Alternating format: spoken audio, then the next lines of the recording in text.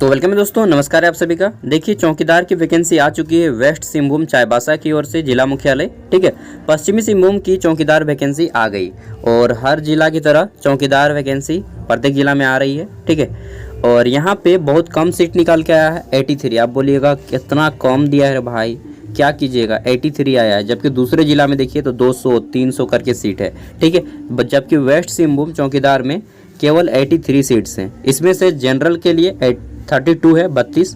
ठीक है, अनुसूचित जनजाति यानी कि एसटी में नियमित है आपका 37 और बैकलॉग है 3।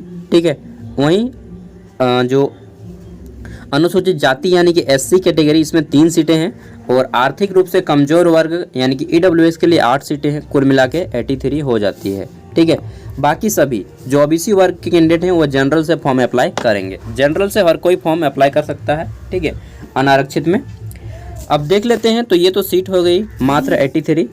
अब कितना सैलरी मिलेगा, कब है लास्ट डेट, चलिए बताते हैं। सबसे पहले लास्ट डेट, आपको फॉर्म भरने का अंतिम तिथि रखा गया है 3 अगस्त 2024। कब? 3 अगस्त 2024 आपका लास्ट डेट है फॉर्म अप्लाई करने का। ठीक है, इसको नोट कर लीजिएगा। आगे देख लेते हैं। तो यहाँ पे आरक्षण भी दिया जाएगा आपको, जो लोग खेल कूद कोटा से हैं या फिर दिव्यांग वगैरह हैं। ठीक है, मतलब अलग अलग टाइप से है। सबसे पहले जान लेते हैं यहाँ पे कितना पढ़ाई लिखाई चाहिए। तो सिंपल, अगर आप मैट्रिक पास है, 10वीं पास है, तो आप इस फॉर्म को अप्लाई कर सकते हैं, एलिजिबल हैं। ठीक है, आगे देख लेते हैं। उम्र सीमा कितना होना चाहिए। तो आपकी उम्र कम से कम 18 वर्ष और अधिक से अधिक उम्र 40 वर्ष होना चाहिए। ठीक है, और उम्र की गणना कब से की जाएगी। तो 25 जनवरी 2016, अधिकतम उम्र की गणना 25 जनवरी 2016 के आधार पे किया जाएगा। अधिकतम उम्र मतलब 40 वर्ष। और न्यूनतम उम्र की गणना यहाँ पे दिया गया है कि आयु की गणना जो है कम से कम आपका 1 जुलाई 2024 के आधार पे 18 वर्ष होना चाहिए। 1 जुलाई 2024 तक अगर आप 18 वर्ष के हो जाते हैं, ठीक है, तो आप इस फॉर्म को अप्लाई कर सकते हैं। ठीक है, अन्य योग्यताएं क्या होनी चाहिए कि आपको जो है साइकिल चलाना आना चाहिए। ठीक है, साइकिल से आया रही, हाँ आया रही, तो साइकिल सबको आता है ना। आपके पास कैरेक्टर सर्टिफिकेट बनाना होगा। ठीक है, चरित्र प्रमाण पत्र। और अगर आपका किसी प्रकार का क्रिमिनल रिकॉर्ड है तो आप इस फॉर्म को नहीं भर पाइएगा। ठीक है, चरित्र, अभ्यर्थी का चरित्र अच्छा हो एवं आपराधिक इतिहास नहीं हो। ठीक है, कोई भी क्रिमिनल रिकॉर्ड नहीं होना चाहिए आपका। जैसे कि मैं जेल तो गया था लेकिन 2 मिनट के लिए। ठीक है, और वहाँ पे मेरा नाम वगैरह कुछ नहीं आया था। चलिए, तो ऐसा अगर आप गए हैं तो कोई दिक्कत नहीं है, लेकिन अगर आपके ऊपर एफआईआर हो गया है, कोर्ट वगैरह चले गए हैं, ठीक है, तो आपको दिक्कत हो सकता है।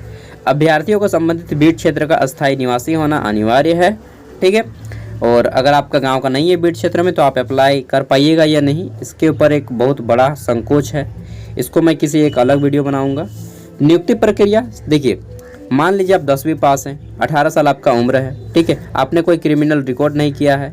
ठीक है, तो आप इस फॉर्म को अप्लाई कर सकते हैं। अब अप्लाई कैसे करना होगा। तो आपको जो है फॉर्म बोला गया है कि आवेदन प्रपत्र प्राप्त किए बेहतर डाउनलोड लिखित परीक्षा होगा। तो आपको जो है फॉर्म ऑफलाइन भरना होगा, ऑफलाइन स्पीड पोस्ट करना होगा। ठीक है, ऑनलाइन नहीं भरा जाएगा।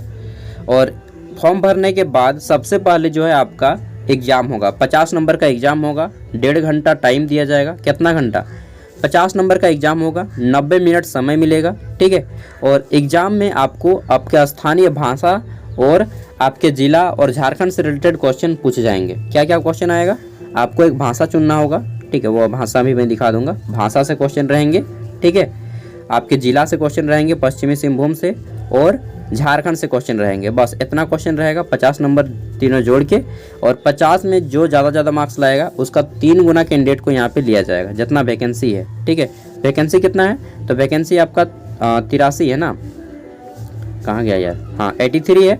तो इसका 3 गुना कैंडिडेट को परीक्षा में पास किया जाएगा। 83 गुने 3, ठीक है, तो 3 3 9, 8 8 24, 249 कैंडिडेट को एग्जाम में शामिल किया जाएगा। सॉरी, एग्जाम के बाद दौड़ में शामिल किया जाएगा। मात्र 249 कैंडिडेट को दौड़ में शामिल किया जाएगा, उससे ज़्यादा कैंडिडेट को शामिल नहीं किया जाएगा। ठीक है, 249 से 250 नहीं होगा।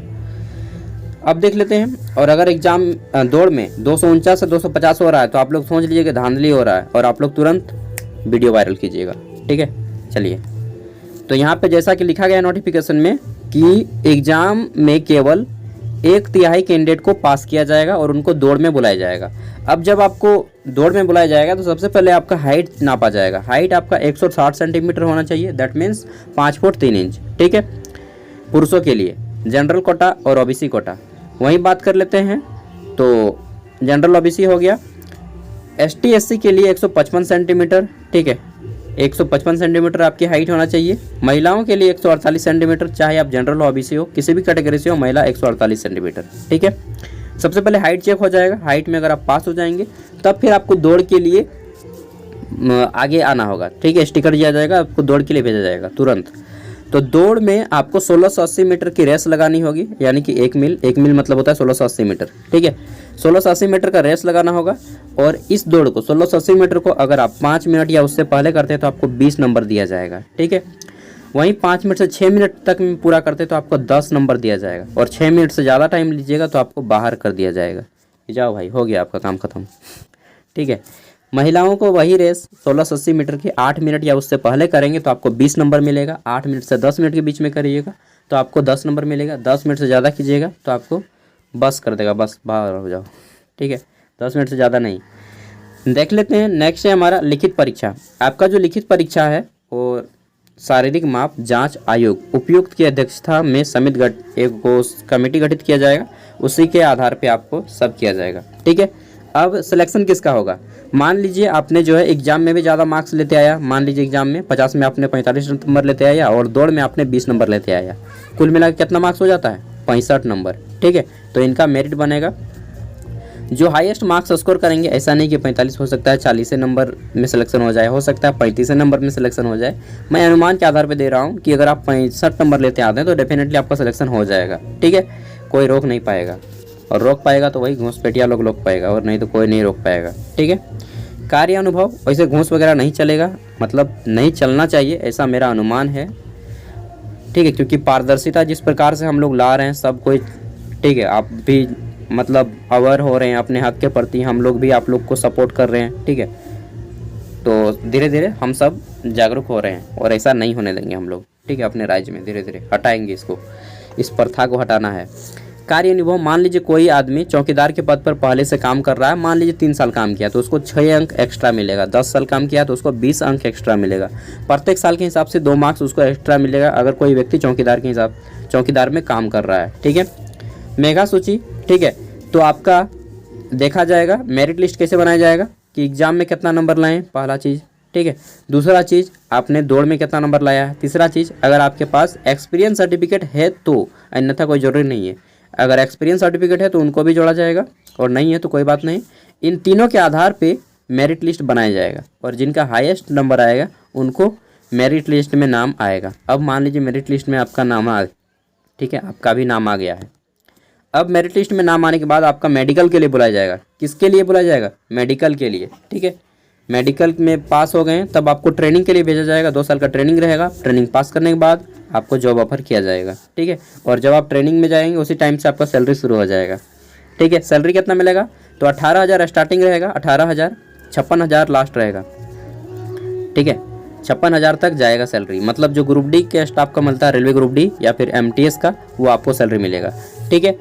देख लीजिए यहाँ पे 1800 ग्रेड पे का सैलरी है जी, मस्त जॉब है और परमानेंट है एकदम, ठीक है। चौकीदार, इसके बाद आप लोग अपना तैयारी कर सकते हैं, आगे पढ़ाई कर सकते हैं, अपना बिजनेस कर सकते हैं, जो भी करना चाहते हैं। 5 साल नौकरी कीजिए, छोड़ दीजिए और अपना बिजनेस पे उतर जाइए। मेरी तरह रूल अपनाइए है, ठीक है। चाहे दोनों कीजिए, बिजनेस भी कीजिए और ये भी कीजिए। बिजनेस ये हमारा जो राज्य या देश को आगे बढ़ा सकता है दोस्तों, ठीक है। नौकरी अच्छी चीज़ है लेकिन बिजनेस उससे भी अच्छी चीज़ है। मैं ये नहीं कर रहा हूँ कि नौकरी मत कीजिए, नौकरी कीजिए, उसके साथ बिजनेस कीजिए, या फिर हो सके तो छोड़ दीजिए और बिजनेस कीजिए, ठीक है। पैसा कमा लीजिए, उसके बाद बिजनेस पे उतर जाइए। आवेदन करने की प्रक्रिया देखिए, आपको फॉर्म कैसे भरना है। तो आपको यहाँ पे 10th का मार्कशीट लगेगा, 10th का मूल प्रमाण पत्र लगेगा, ठीक है। आवासीय जाति आय अगर नहीं बनाए तो बनवा लीजिएगा। बाकी मैं एक अलग से वीडियो बनाऊंगा कि यहाँ पे आपको कैसे फॉर्म अप्लाई करना है। चलिए आगे देखते हैं, कुछ काम आ गया था। फिर इसको जो है आपको ऑफलाइन फॉर्म भरना होगा और लास्ट डेट है आपका 3 अगस्त 2024, ठीक है। उस टाइम तक आपको फॉर्म भर लेना होगा। इसका मैं एक अलग से वीडियो बनाऊंगा कि फॉर्म कैसे भरना है आपको, ठीक है। ये रहा फॉर्म का फॉर्मेट 5 और ये पेज नंबर 6, ठीक है, और पेज नंबर 7, 3 पेज का फॉर्मेट है। अरे भाई 4 पेज का है, पेज नंबर 8 तक है। और ये बीट संख्या है, बीट संख्या और गांव का नाम क्या है। इसके ऊपर मैं जब आपको फॉर्म भरने का वीडियो दूंगा जस्ट 1 घंटा के बाद मिल जाएगा। हो सकता है आप जब ये वीडियो देख रहे हैं उस टाइम तक दोनों वीडियो अपलोड हो चुका हो। ठीक है, चलिए मिलते हैं नेक्स्ट वीडियो में और मैं इसकी जानकारी आपको जल्दी दूंगा।